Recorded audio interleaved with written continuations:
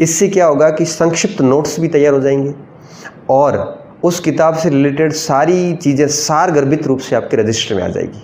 फिर जब exam time आएगा तो आपको किताब पढ़नी नहीं पड़ेगी, आप वो नोट्स पढ़कर भी उस किताब की पूर्णता को प्राप्त कर सकते हैं। तो मेरा ये मानना है कि सिलेबस लाइए, उसके अकॉर्डिंग किताब लाइए और उस किताब को 4 बार पढ़िए। चौथी बार पढ़ने के बाद आप उस चौथी बार पढ़ते वक्त उस किताब के नोट्स बनाइए।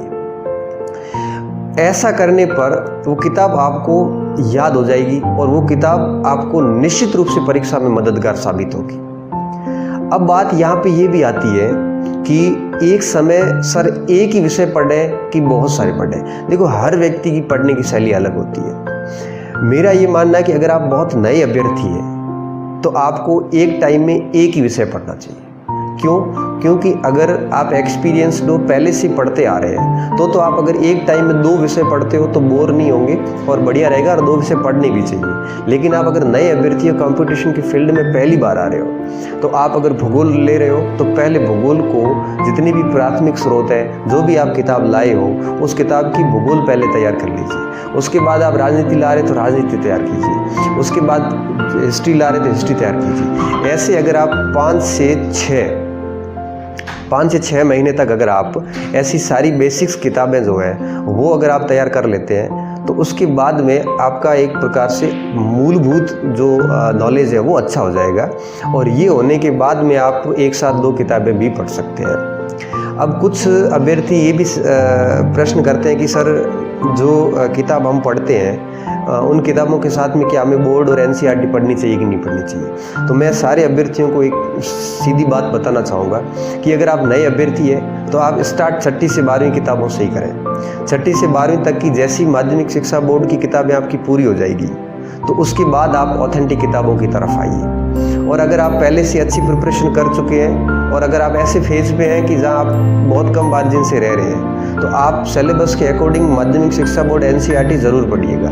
ये ऐसी किताबें हैं जो आपका फाउंडेशन अच्छा करेगी, और जब तक फाउंडेशन अच्छा नहीं होगा तब तक किसी भी परीक्षा में निश्चित सफलता प्राप्त नहीं की जा सकती। तो मेरा ये मानना है कि ऑथेंटिक किताबों के साथ साथ में माध्यमिक शिक्षा बोर्ड की जो किताबें हैं उन किताबों को भी अच्छे से करना बहुत ही ज़रूरी है। यह एक सहायक सामग्री है और इनको हर अभ्यर्थी को पढ़ना बहुत ही ज़रूरी होता है। अब कुछ विद्यार्थी इस संशय में भी रहते हैं कि सर एनसीईआरटी पढ़ें कि माध्यमिक शिक्षा बोर्ड पढ़ें। तो मैं ऐसे अभ्यर्थियों को ये कहना चाहूँगा कि दोनों का अपना इम्पोर्टेंस है। जहाँ तक एनसीईआरटी की बात है तो एनसीईआरटी थोड़ा फैक्ट बेस पे कम चला है और कॉन्सेप्ट बेस पे ज़्यादा चला है। तो किसी भी टॉपिक के कॉन्सेप्ट क्लियर करने के लिए जब तक आपका कॉन्सेप्ट क्लियर नहीं होगा तब तक आप अच्छे से आगे नहीं बढ़ सकते। तो कॉन्सेप्ट क्लियर करने के लिए आपको एनसीईआरटी पढ़ना ही पड़ेगा। तो एनसीईआरटी आप पढ़िए। अब बात आती है नई एनसीईआरटी या पुरानी एनसीईआरटी, जो भी आपके पास अवेलेबल है, दोनों अपने आप में ब्रिलियंट उम्दा किताबें हैं। तो आप एनसीईआरटी जो भी आपके पास है वो पढ़िए। और जहाँ तक राजस्थान बोर्ड की बात आती है तो ये कंसेप्ट पे कम चलता, फैक्ट पे ज़्यादा चलता, इसका भी अपना इम्पोर्टेंस है। तो मेरा ये मानना है कि आप एनसीईआरटी राजस्थान बोर्ड दोनों ही पढ़िए।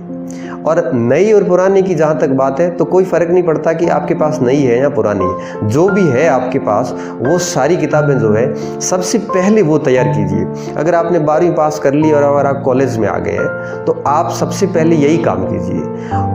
बोर्ड और एनसीईआरटी पूरा करने के बाद आप ऑथेंटिक किताबों पे आइए, और जैसे ही आप इन ऑथेंटिक किताबों को पढ़ोगे तो आपको एनसीईआरटी की शब्दावली वगैरह जो थी वो आपको बहुत मदद करने वाली है। और इस तरह से अगर आप आगे बढ़ोगे तो निश्चित रूप से आप किसी भी एग्ज़ाम में जो आपने एग्ज़ाम का जो लक्ष्य तय किया था उस लक्ष्य को आप निश्चित रूप से बनाने में सफल होंगे। जैसे ही 4 बार रीडिंग हो जाती है, आप शॉर्ट नोट्स बना लेते हैं, माध्यमिक शिक्षा बोर्ड और एनसीईआरटी पढ़ ली जाती है, तब आपको लगने लग जाएगा कि आपका कोर्स अच्छे से पूरा हो चुका है। और जैसी यह स्थिति आ जाती है तो उसके बाद में अगला जो चरण आता है वो होता है प्रैक्टिस।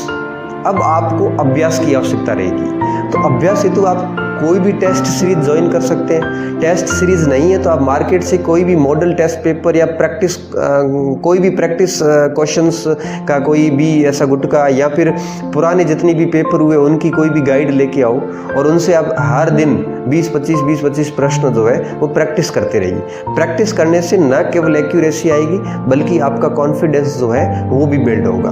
तो हमेशा ध्यान रखना, पाठ्यक्रम अच्छे से 3-4 बार पूरा हो उसके बाद ही प्रैक्टिस करना, जिससे कि आपकी तैयारी का जो है वो मापन हो सकेगा।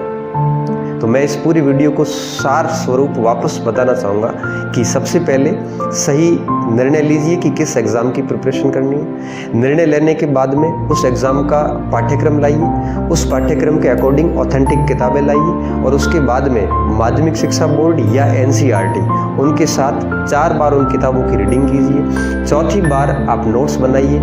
ये सारा करने के बाद में आप प्रैक्टिस कीजिए। इस हेतु आप पुराने प्रश्न पत्र भी ला सकते हो और या फिर मॉडल टेस्ट पेपर भी ला सकते हो, उसकी प्रैक्टिस कीजिए और यह प्रक्रिया एग्ज़ाम तक जारी रखिए। एग्ज़ाम की डेट आगे बढ़ जाती है, कई बार ऐसा होता है जैसे कि अभी फर्स्ट ग्रेड में हुआ, तो अभ्यर्थी ये समझने में भूल कर जाते हैं परीक्षा स्थगित नहीं हुई है, डेट आगे बढ़ी है। डेट आगे बढ़ी है इसका मतलब कभी न कभी एग्ज़ाम तो होना ही है। तो आप अपनी तैयारी एग्ज़ाम तक जारी रखिए। अगर आप बीच में अगर तैयारी छोड़ दोगे तो आपने जो पहले तैयारी की थी उसका कोई अर्थ नहीं रहेगा।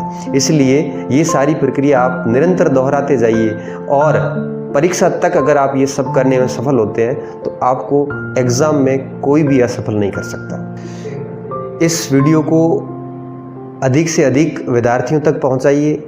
इस वीडियो को शेयर कीजिए ताकि हर अभ्यर्थी घर बैठे अच्छे से अच्छे वो पढ़ सके, सफलता हासिल कर सके। आपका प्रेम और स्नेह जो मुझे मिल रहा है, मेरी उम्मीद रहेगी, अपेक्षा रहेगी कि आगे भी ये प्रेम और स्नेह मिलता रहे। और सारे अभ्यर्थियों को मैं बताना चाहूँगा कि भविष्य में वापस यही स्ट्रेटजी वीडियो भी मैं जारी करूँगा और साथ साथ में एक विषय की सीरीज और संभवतः इतिहास की सीरीज जो है वो मैं स्टार्ट करने वाला हूँ, लेकिन उसको भी समय लगेगा, करीबन 1 से 2 महीने लगेंगे। और जैसे ही मेरा पूरा सेटअप हो जाएगा उसके बाद हिस्ट्री की क्लासेस जो है वो मैं स्टार्ट कर दूँगा। आप सभी अभ्यर्थियों का, साथियों का मैं बहुत बहुत धन्यवाद ज्ञापित करता हूँ कि आप लोग निरंतर इस चैनल पर बने हुए हैं, कंटिन्यू सब्सक्राइबर बढ़ रहे हैं और आपका जो प्रेम है ये हमारे इस चैनल को नई ऊंचाइयों पर ले जाएगा, ऐसी मेरी आप सभी से उम्मीद है। बहुत बहुत धन्यवाद, आपने पूरा वीडियो देखा। ये वीडियो आपके लिए लाइफ चेंजिंग साबित होगा, ऐसी मैं उम्मीद कर रहा हूँ। पुनः धन्यवाद।